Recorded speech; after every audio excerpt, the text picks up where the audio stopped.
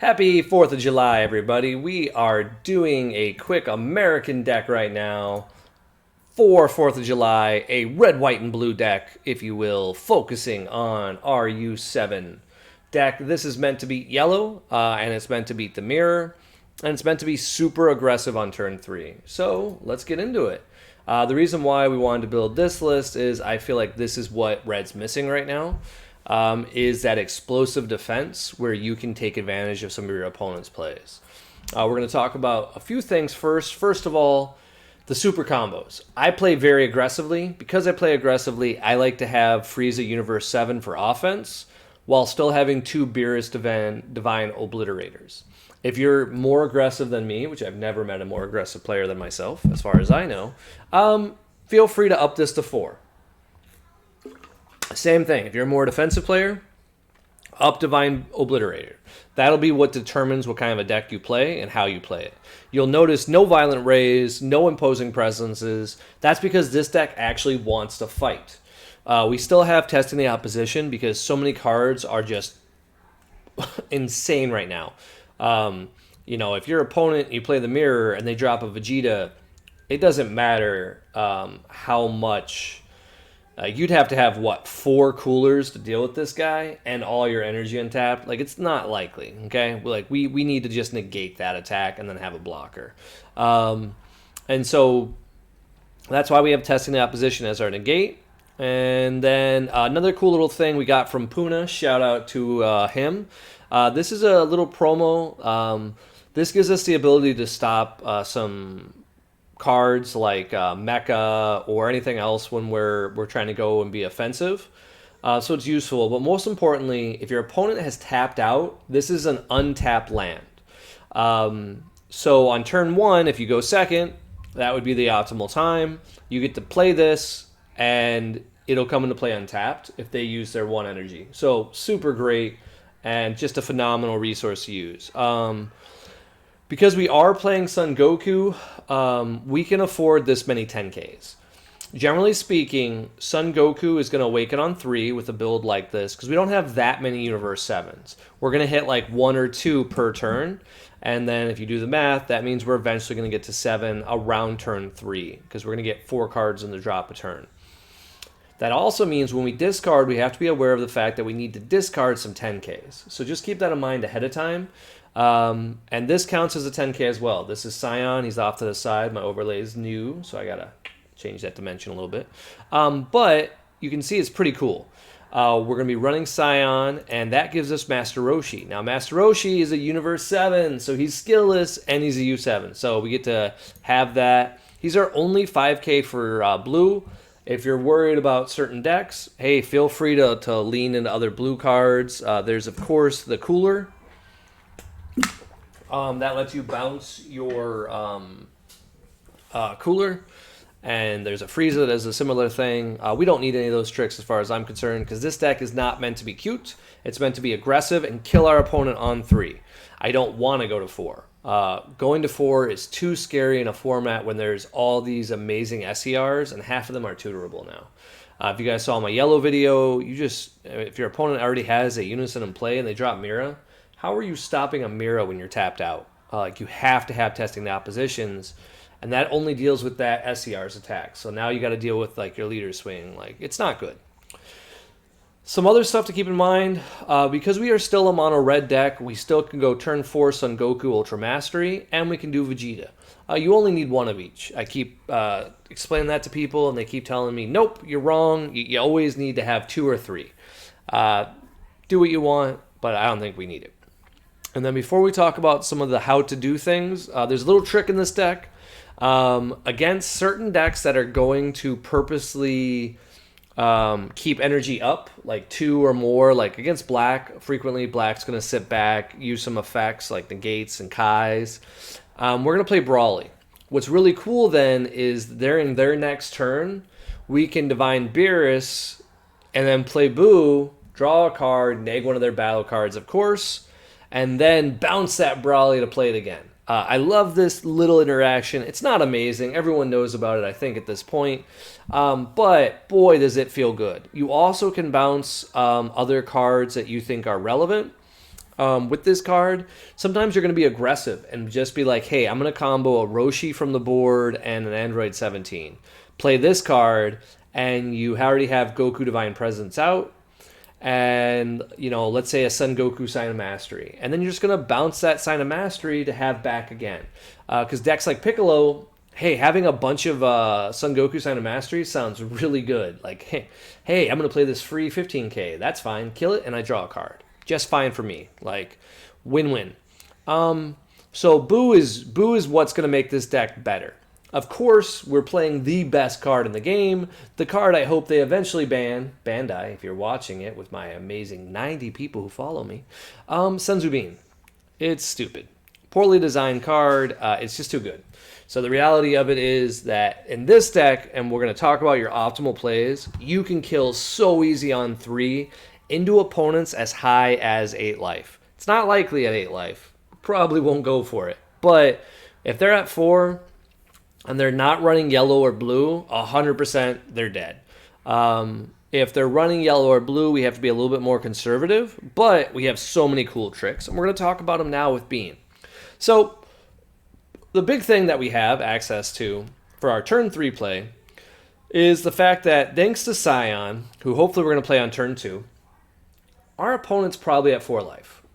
We're going to assume that as a basis, because not only do we have Scion, we also have Android 17, we've got Frieza, we have a lot of utility cards that are very good, and the fact that our Roshi's are U7 means we have another card that is U7, so the odds of us having 5 by turn 2 is a lot higher. Obviously, we can pitch U7s, so like I personally always pitch this 8-drop when I'm playing this deck, and I'll get it back later if I need it, but I don't want to have this in my hand. Even though it's a 1-of, I'll pitch it. But it gives us our U7 numbers that we need. Now, what we really want to do is play on turn 3, the optimal play for a normal red deck would just be combo 2 cards, play Divine Presence with like a leader swing. Awaken, play another Divine Presence. Pretty good. Can't argue with that line of play. Gives you 4 attacks. They're all at 30k. And they get out some skillless. Now, I don't know. He says 1 red skillless battle card. So that is a flaw in this design. We can't get out Roshi. I might consider putting in like switching out this guy here for 2 red U7s if there were like the 220Ks. Because I don't think this deck needs Kaioken. So now that we know that, we're going to cut it right live. Because I think this is the right way to do it. Oh, all right. We're not going to do it live. Okay. Save and view deck. All right. It's like not now. All right. Fine. We'll just keep it as is for the moment, and we'll just know we're going to do that. All right. The other thing is I don't know if we need Koitsukai. Koitsukai is a great card. It gives us some great utility. I honestly think it's a waste in our deck. So what I would probably say is let's cut for some skillless here, for like 2 skillless, maybe 3 skillless. And then a 4th copy of a card that just like one random card that seems really good is like a Singleton Jocko. Or I think it's Supreme Kai.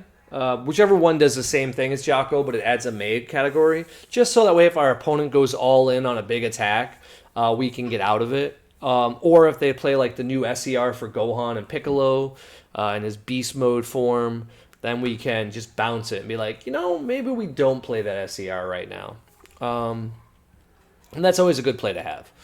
All right, so if they're at 4 life in this deck on turn 3, what we can do, which makes this deck so much better, is we can play the first Divine Presence. Then we can Bean, play another one. Then we can be tapped out.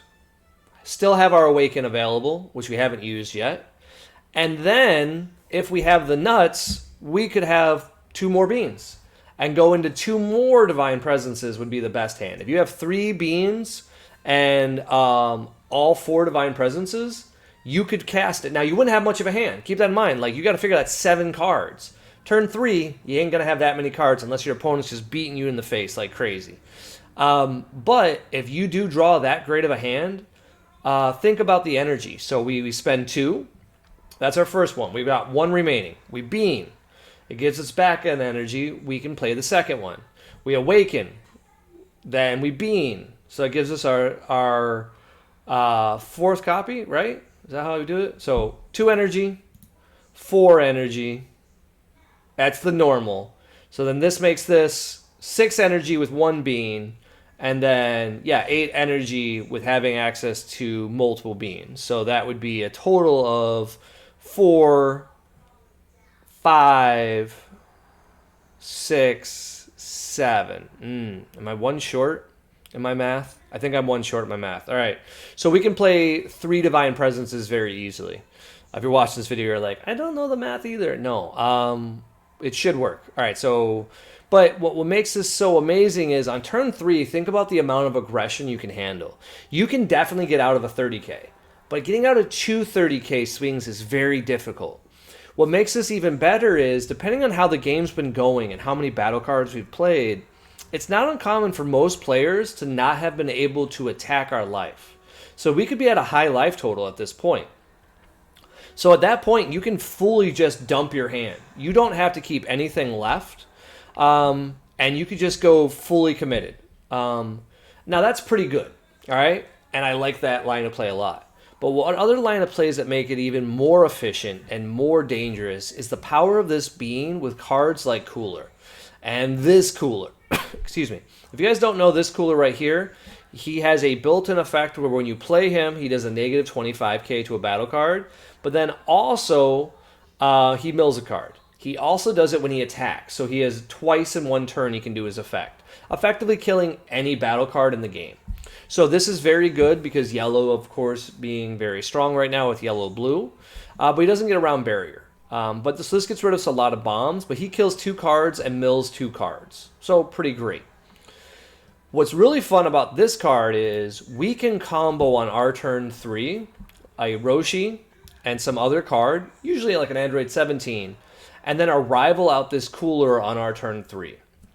We can just go ahead and swing on our turn 3 with Cooler and save our Awaken and just knock our opponent likely down to 2 life. At that point, very few people can get out of a 30k swing of Cooler because 5 life is very problematic. Now, what they might have is, of course, a Testing the Opposition. That's completely fine, because if they play Testing the Opposition with our Cooler play, we're going to mill a card from their deck, and then we're going to kill that blocker from when we attacked. So the blocker will be dead, and our opponent will be at 4 life. Mission accomplished. We always want them at 4 life. And then at the end of our turn, we can bounce this card and untap a red or a blue energy, which is really nice. So having access to energy changes the game very much so, because we can do a lot more tricks with just 1 energy. It's what I like about this deck. It's very, very capable of just fighting. So this is not a deck to play if you are hesitant to go into the combat step. The purpose of this deck is to start to outvalue our opponent with too much aggression and too many cards that draw cards and have built-in removal. For example, Android 17. This looks like it is a body to attack with. And you'd be right, because it's a 15k double strike. But what makes it so dangerous is that on turn 2, it's a 15k double striker who looks at our top 3 and puts a card into our hand. If we can protect this card with like a Son Goku just chilling here for after, it is very good, and our likelihood of winning the game goes up significantly, because now we can keep drawing cards and keep putting aggression, and that's really where we're at right now. Like, you'll notice a lot of decks are at this point where they'll have like 13 card hands, and they'll be at like 3 life. Well, then you swing with like a 40k, and they're like, okay, time to start comboing. I don't want to go to double strike range. And it quickly goes because everyone's playing 5ks. We're not in a format of 10ks. Because people don't want to get burned, and so you're seeing 5ks as the primary method to stay alive. This deck is going to take advantage of that, because when we're ready to kill our opponent, we have some built-in double strike effects. We're not running Champa. I never run Champa on most of my lists. You can do it. We talked about how we had room for 1 extra card. Throw it in. It's a great card. Can't argue. But what we can do is play like Cooler here, and we can go all in on a Cooler swing. We can go all in on a Son Goku Divine Presence swing. There's a lot of tricks to use. When I was making this deck, just a cool fact, we did try the red, green, blue variant that we did for launch. Totally was terrible. We had Champa and Beerus's in here. We tried some green cards that were free. It just doesn't work as a 60 card deck because we have to play these U7s. Otherwise, we're not a U7 deck, and then we don't get the alternative Awaken. So this is kind of like, this is definitely pushing the amount of U7 you can run and saying, all right, this is where we're at. This is the maximum you can run without getting yourself into danger.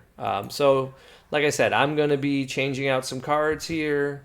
I think we just put in 2 red Skillous because I don't think we're going to be needing Kaioken. If I find out later I'm wrong, then that's okay. And we're going to run the Son Goku because I believe the Son Goku version for Skillous is him for Awakened. Let's see. Let's see what we got here. What beautiful version can we run? Yeah, it is him as Legendary Super Saiyan. Cool. All right, cool. So we just run 2 of those, and then, like I said, we can run a Champa. I don't think there's anything wrong with Champa. I'm gonna try it out with a Champa. I don't like Champa overall in most of my lists. We do have a level 2 judge though, so might as well bring it out. And we cut that Kyoto That puts us at 59 cards. It's probably where we should be. That gives us 1 extra card to play around with. And I think we're actually going to play around with it right now. We're going to get out that Son Goku Red. And we're going to get out the 1-drop. The reason why is Skillous is always weird. If we're going to lean into the... what's the term?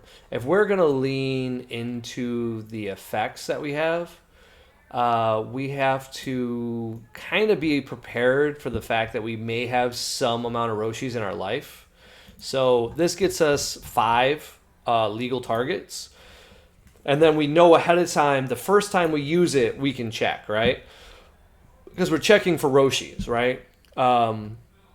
But this gives us more outs, and then this makes our Divine Presences even better, because now it's a 30k, and it's going to go ahead and get out some Skillless battle cards.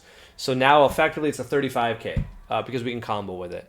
If you wanted to be really, really risky, you could also try to go fully into, like, my previous version I ran for Fest, and lean into those, like, U7 cards. If you did that, you'd basically have to scrap the Skillless packages. You'd have to scrap Android 17 and Frieza to make room for those and more Skillless. I could definitely see that working out for people. I just not what I want to do. Frieza is just so powerful, and Android 17 is just so powerful. These cards are definitely on the back burners, hopefully for Bandai to do something about, because they really changed the game. And then hopefully this guy never seems banned, because every deck I play, it's so easy to play with this guy. What cracks me up is he only has a 4 out of 5. So I'm curious of what determines like how to be a 5 out of 5, because this SCR wins so many games you shouldn't win.